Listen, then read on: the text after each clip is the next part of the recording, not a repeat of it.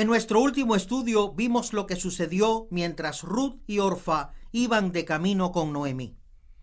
Noemí estaba decidida a regresar a su patria, a la tierra de Israel, donde se conocía al verdadero Dios. Ruth y Orfa, ciudadanas de Moab, una tierra maldita, ilustran a aquellos que están en el mundo hoy en día, que no son salvos, que están bajo la maldición de Dios. Y Noemí les dijo: antes que vengan a mi tierra, deben considerar el precio que habrán de pagar. Aquí en Moab lo tienen todo a su favor. Todo lo que el ojo puede ver, todo lo que parece sólido para ustedes está aquí. ¿Por qué, pues, quieren ir conmigo? Y entonces vimos que Orfa sí regresó a su propia tierra. Eso mismo es lo que hacen muchos hoy en día cuando se enfrentan al Evangelio y se dan cuenta de que para ser salvos tienen que arrepentirse de sus pecados. Pero Ruth asió de Noemí y decidió echar su suerte con ella por el resto de su vida, con una confianza ciega, sin importarle lo que pudiera suceder, sin saber lo que iba a acontecerle en la tierra de Israel. Ella se aferró a Noemí. Pues bien, este es un retrato muy hermoso de aquellos que hemos nacido de nuevo cuando estábamos camino a la salvación y nos dispusimos a abandonarnos al Señor Jesucristo. Noemí y Ruth salieron de Moab, de esa tierra maldita donde todo se había tornado tan malo, y regresan a Belén, a la casa del pan, al lugar donde el verdadero evangelio podía ser hallado. En Ruth capítulo 1, versículos 19 y 21 leemos: anduvieron pues ellas dos hasta que llegaron a Belén, y aconteció que habiendo entrado en Belén, toda la ciudad se conmovió por causa de ellas, y decían: ¿no es esta Noemí? Y ella les respondía: no me llaméis Noemí, sino llamadme Mara, porque en grande amargura me ha puesto el Todopoderoso. Yo me fui llena, pero Jehová me ha vuelto con las manos vacías. ¿Por qué me llamaréis Noemí, ya que Jehová ha dado testimonio contra mí y el Todopoderoso me ha afligido? Recuerden que el nombre Noemí significa mi Dios es dulce. Ella había vivido en Belén, había estado en la presencia de Dios, porque era allí donde se hallaba el verdadero evangelio. Era allí donde estaba su pueblo. Pero por causa del hambre que hubo en la tierra, ella y su esposo Elimelech, junto con sus 2 hijos, se habían ido a la tierra de Moab. Y allí, por haberle dado la espalda a Dios, él los despojó de todo. Dios quebrantó a Noemí, la quebrantó para que se diera cuenta de que estaba en bancarrota y que no tenía nada. Es por eso que ella dice: no me llaméis Noemí, que significa mi Dios es dulce, sino llamadme Mara, que quiere decir amargura. Llegó un momento en su vida en el que se dio cuenta de que a causa de sus acciones, a causa del tipo de vida que había vivido, el Todopoderoso la había puesto en gran amargura. Y esta es en realidad una ilustración de lo que ocurre cuando nos apartamos de Dios. Cuando nos apartamos de Dios, lo primero que ocurre es que el pecado consuma su labor en nosotros. Si andamos por nuestro propio camino, este nos conducirá a la destrucción. El pecado por su naturaleza nos destruye. Es posible que no nos demos cuenta de ello inmediatamente, pero a la postre lo veremos con claridad, porque la paga del pecado es muerte. Sin embargo, lo que sí vamos a ver enseguida es que Dios nos retira su bendición. Además, si andamos por un sendero lejos de Dios, las cosas no van a ser como lo eran cuando vivíamos cerca de Él. Dios tiene entonces que quebrantarnos para que vengamos a Él con nuestras manos vacías. En Hebreos 12:6 leemos: porque el Señor al que ama disciplina y azota a todo aquel que recibe por hijo. Dios nos lleva a un punto en que nos damos cuenta de que en nosotros no hay fuerza y que no nos es posible regresar al Padre. Nuestras buenas obras no sirven de nada. Nuestras buenas acciones, nuestras mejores motivaciones no resultan de ningún provecho para con el Señor. Dios, pues, nos quebranta delante de Él, y es entonces que podemos venir a Belén como lo hicieron Noemí y Ruth, dándonos cuenta de que por causa de nuestros pecados no tenemos ningún futuro a no ser que comencemos a hacer las cosas a la manera de Dios. Según dice Noemí aquí, yo me fui llena, pero Jehová me ha vuelto con las manos vacías. Es así como tenemos que venir a Dios, vacíos, como vasos vacíos, vaciados de nosotros mismos, vaciados de nuestra propia fuerza, vaciados de nuestras propias obras buenas, vacíos delante de Dios. Y Dios es el único que puede llenarnos con su Espíritu Santo. Él es el único que puede llenarnos y llegar a ser todo para nosotros. Este es el camino hacia la salvación. Y a continuación en Ruth 1:22 leemos: Así volvió Noemí y Ruth la moabita su nuera con ella. Volvió de los campos de Moab y llegaron a Belén al comienzo de la siega de la cebada. Resulta muy significativo observar que en el libro de Ruth hay una frase que leemos constantemente, y es la frase Ruth la moabita. Y en este versículo no solamente se habla de Ruth la moabita, sino que también dice que ellas volvieron de los campos de Moab. Ahora bien, si buscamos el capítulo 2, vemos que en el versículo 2 aparece de nuevo la frase Ruth la moabita, y más adelante la encontramos otra vez. Pero ¿qué importancia tiene eso? Bueno, pues que Dios está haciendo hincapié por medio de esta frase en que Ruth la moabita es una persona maldita. Los moabitas estaban malditos. El hecho de que un moabita entrara en la tierra de Israel era algo insólito, porque los moabitas estaban bajo la maldición de Dios. Y Dios lo repite una y otra vez para que no lo olvidemos. No obstante, parece extraño leer eso en esta historia de amor. Se podría esperar que una vez que esa condición ya fue establecida en el capítulo 1, que Ruth era de la tierra de Moab, no volviera a mencionarse. Y ahora que ella había echado su suerte con Noemí, podría esperarse que el autor de esta historia de amor dijera: no voy a insistir más en ello, ya lo sabemos, vamos a hacer que el cuadro luzca un poco más brillante. ¿Por qué recordarnos constantemente que ella era oriunda de ese pueblo maldito de los moabitas? Sin embargo, Dios nos muestra una verdad espiritual aquí. Y esa verdad espiritual es que Ruth constituye un ejemplo de lo que éramos ustedes y yo antes de ser salvos. Dios maldijo a la raza humana y por consiguiente no merecemos ser salvos. Por nosotros mismos no tenemos parte alguna en Belén, ni tampoco tenemos derecho a tratar de acercarnos a Dios por cuanto estamos bajo la maldición de Dios. La paga del pecado es muerte. En Romanos 6:23 así lo dice, que la paga del pecado es muerte. Dios debería destruirnos a todos en el infierno, es decir, en el sepulcro. Ninguno de nosotros merece la salvación. No hay ni uno solo de nosotros que pueda volver sus ojos hacia Dios y decirle: Dios, tú estás obligado a tener misericordia de mí. No, Dios no tiene en ningún caso la obligación de tener misericordia de ninguno de nosotros. Todos somos pecadores.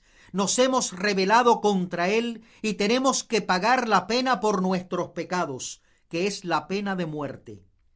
No debemos olvidar jamás que por naturaleza estamos malditos. Al igual que Ruth la moabita, nosotros también somos de la tierra de Moab.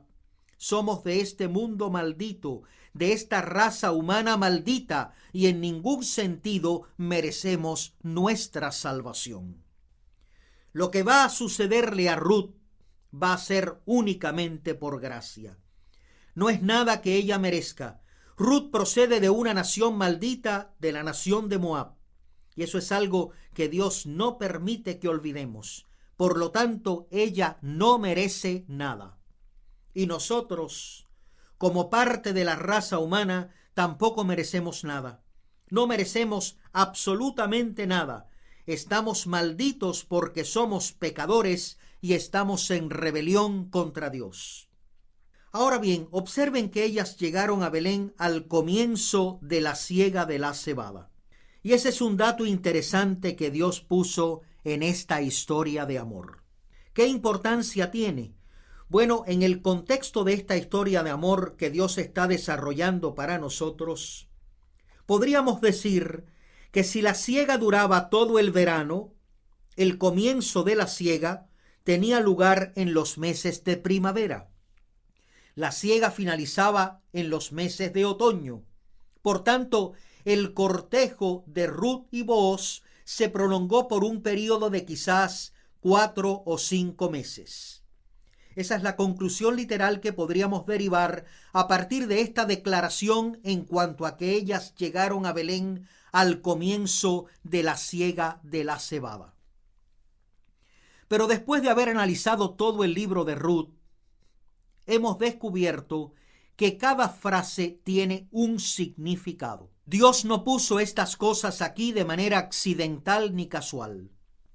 ¿Qué significa entonces que ellas llegaron a Belén al comienzo de la cebada? Bueno, recuerden que los judíos tenían un día de fiesta para celebrar el comienzo de la siega. ¿Qué día era ese? Ese día era el Pentecostés. Y además tenían otra fiesta en otoño, la fiesta de los tabernáculos, para celebrar el final de la siega. Pero el Pentecostés ocurría al comienzo de la siega, cuando recogían las primeras espigas. ¿Qué importancia tiene el Pentecostés? Recuerden que fue en el día de Pentecostés del año 33 de la era cristiana que el Espíritu Santo fue derramado.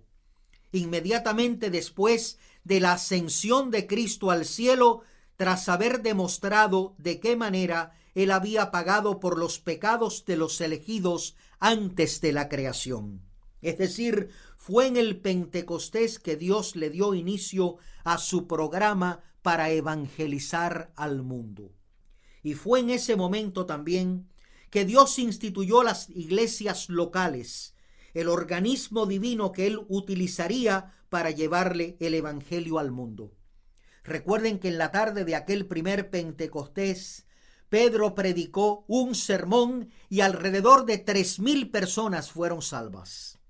Tenemos pues aquí el cuadro de Ruth y Noemí que llegan a Belén. Era el comienzo de la siega de la cebada.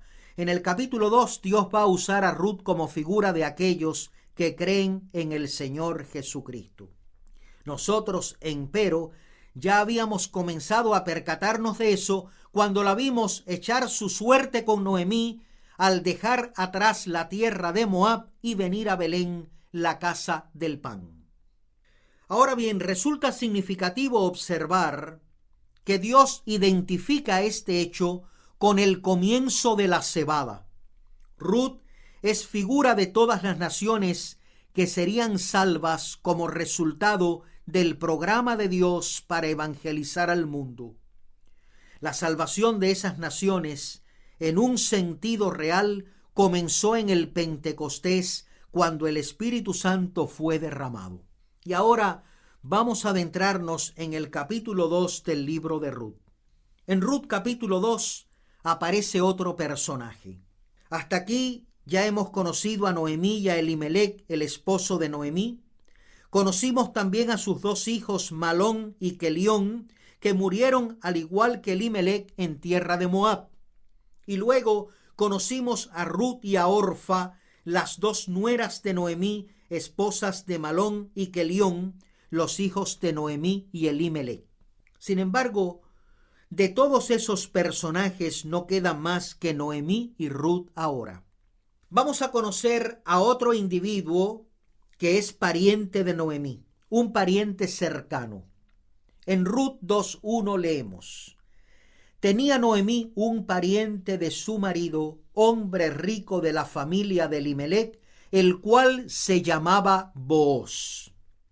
A partir de ahora vamos a leer mucho acerca de Booz, y según veremos, él es una figura del Señor Jesucristo, lo cual va a ponerse de relieve en los capítulos 2, 3 y 4.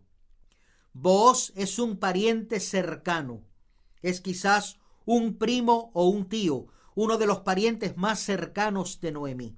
Y además es un hombre rico. El Señor Jesucristo es nuestro pariente cercano.